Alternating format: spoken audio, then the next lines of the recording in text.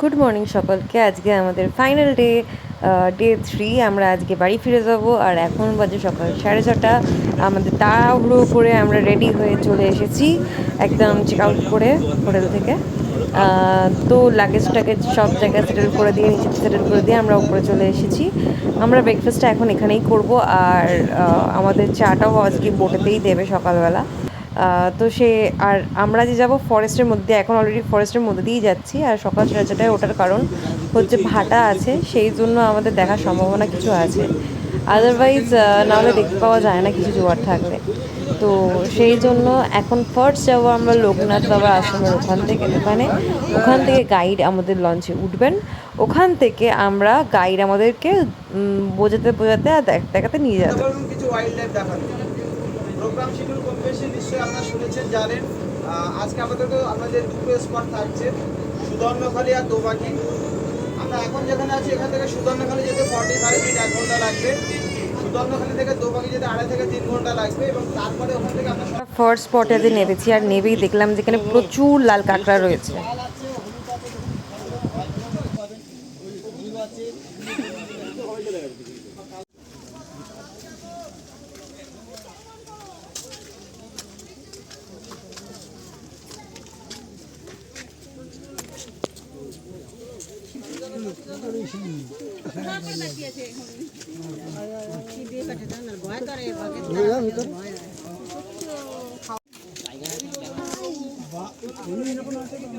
না না, এটা এখানকার পোষা হরিণ, ওইদিকে নেট আটকানো যেতে পারবে। এই যে চারদিকে নেট আটকানো। আমাদের একটা স্পট দেখা হয়ে গেছে, তো আমরা নেক্সট স্পটে যাচ্ছি। এই আগের স্পটে আমরা দেখেছি ছোট ছোট লাল কাঁকড়া, আর দেখেছি হচ্ছে হরিণ, এছাড়া আর কিছু দেখতে পাইনি। আমরা এখন সেকেন্ড স্পটে যাচ্ছি। এরা মাঝখান দিয়ে ক্রস করবে, বাঘটা বেশ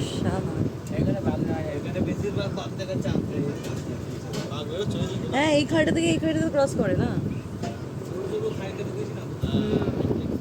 ওনার লেফট সাইডে আছেন ওনার ভাই শাহ জঙ্গলি, ওনার রাইট সাইডে আছেন দুঃখে এবং টাইগার দক্ষিণ রায় নামে পূজিত হয়। তো প্রত্যেকটা ফিশারম্যান, হানি কালেক্টর যারাই জঙ্গলে যায় সবাই পূজা দেয়। ওনারা বিশ্বাস করে মা বলুকে পূজা দিয়ে যদি জঙ্গলে যাওয়া যায়, মা বলুকে বাঘের হাত থেকে বাঁচায়।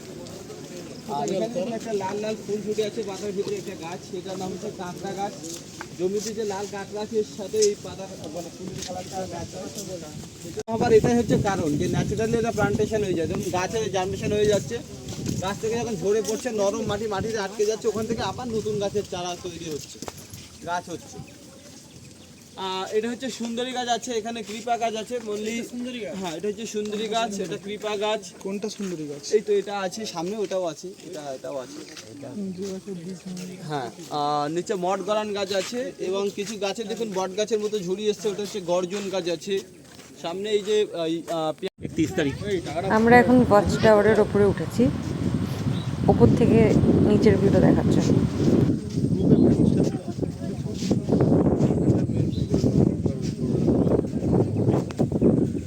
এখানে একটা সাপ দেখতে পাওয়া গেছে।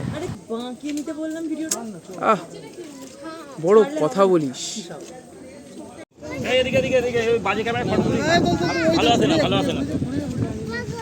এখন আমরা ডিপ ফরেস্টের মধ্যে দিয়ে যাচ্ছি। আর এটা ছোট ছোট খাড়িগুলো ক্রস করছি আমরা।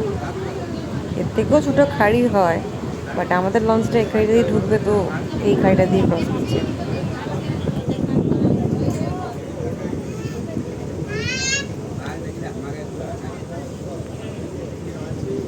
এইরকম ছোট ছোট খাড়ি দিয়ে বেরোয় অনেক সময়।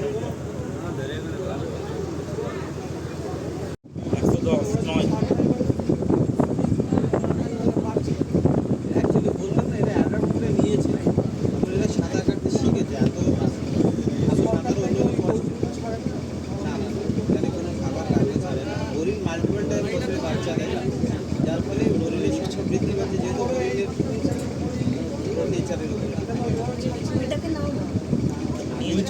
পরিবেশে বেঁচে থাকার জন্য উপযোগী জায়গা তো না, অন্য ফরেস্টের ওয়াইল্ড লাইফ সার্ভে করতে পারবে।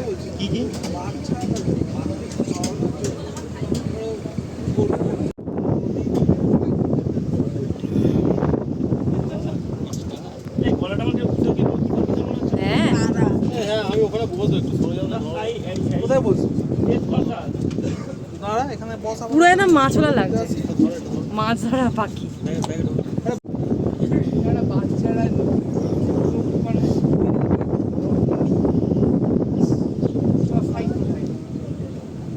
এখন আমরা যেখান দিয়ে যাচ্ছি সেটা হচ্ছে 5টা নদীর সম্মেলন। এখানে 5টা নদী এক জায়গায় হয়েছে, আর এখানে প্রচণ্ড রোলিং হয় যখন আর কি ভাটা থাকে। এখন তো জোয়ার হয়ে গেছে তো অতটা বোঝা যাচ্ছে না, বাট যখন অ্যাকচুয়ালি ভাটা হয় তখন লঞ্চটা একদম এদিকে ওদিকে পুরো দুলতে থাকে। তো এই জায়গাটা খুব ভালো, মানে আমাদের খুব মজা হয়েছে জায়গাটাতে। হালকা হালকা বৃষ্টি পড়ছে তো আমাদের আরও ভালো লাগছে।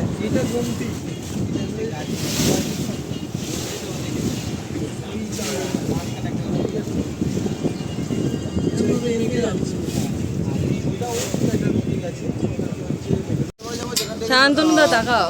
মিষ্টি হলে পুকুর দেখতে পাবো, তারপরে আমরা অন্য একটা যেতে আমরা আবার বোটে ফিরবো। এবারে এখানে এরকম হাফ অ্যান আওয়ার মতো টাইম থাকবে।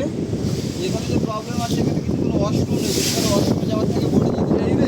এবারে আমাদের গুপ্তধন জিমখানার মালিক নেমেছে কিছু ভিডিও আর কিছু ফটো তোলার জন্য। তুমি পোজ দিতে বলিনি।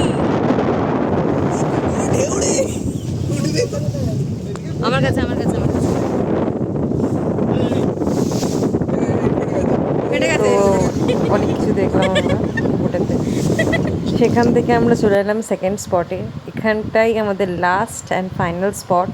এটা দেখার পর আমরা চলে যাব আবার সোনাখালির দিকে, আর তারপর ওখান থেকে চলে যাব ক্যানিং থেকে শিয়ালদা থেকে বাড়ি।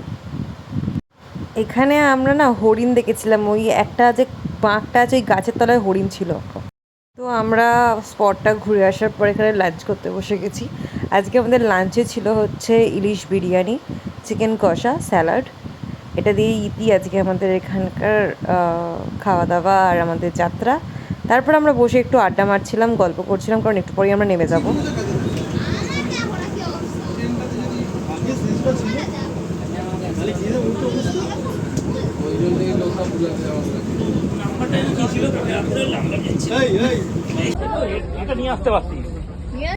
এখন আমরা অটোতে উঠে পড়েছি আর যাচ্ছি টুয়ার্ডস ক্যানিং। ওখান থেকে আমরা ট্রেন ধরে যাবো হচ্ছে শিয়ালদাতেও নামতে পারি, বালিগঞ্জেও নামতে পারি, according to our train time. তো এখন আমরা যাচ্ছি ক্যানিং। খুব ভালোভাবে এই ট্রিপটা আমাদের কাটলো, খুব ভালো লাগলো সবার সাথে ঘুরে মজা করে। আবার নেক্সট ট্রিপ হয়তো আমরা যেতে পারি, সেটা খুব শীঘ্রই। তবে আপাতত এখানেই আমাদের ট্রিপটা আজকে এন্ড। তো এখন আমরা যাচ্ছি।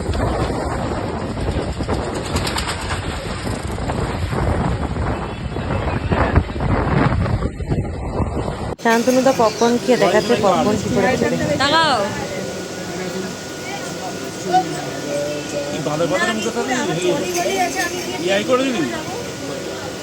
অনেকদিন পর খেতে পেরেছে। বলো কি বলছিলে, খেতে দিবি না নাকি? আর বলবো না। তৈরি করলি আর দিবেন। আচ্ছা না বেগে তুমি যে দাঁড়াও, তুই যে দাঁড়িয়ে দিলে চড়তে গেলে সুন্দরবন থেকে দাঁড়া না, সুন্দরবন থেকে যে ঘুরে এলে তার বাবা কথাটা বলে নি বল। সুন্দরবন থেকে যে এলে কি কি এক্সপিরিয়েন্স হলো তোমার বল? সে গাল দিয়ে বলো আর যাই দিয়ে বলো, বলো।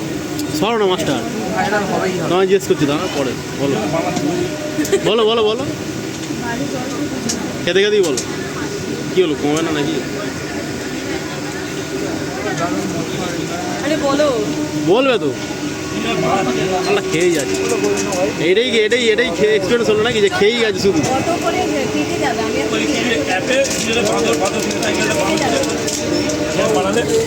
আরে হচ্ছে আমরা যেমন এসেছিল ওরকমই যাবো। বলো।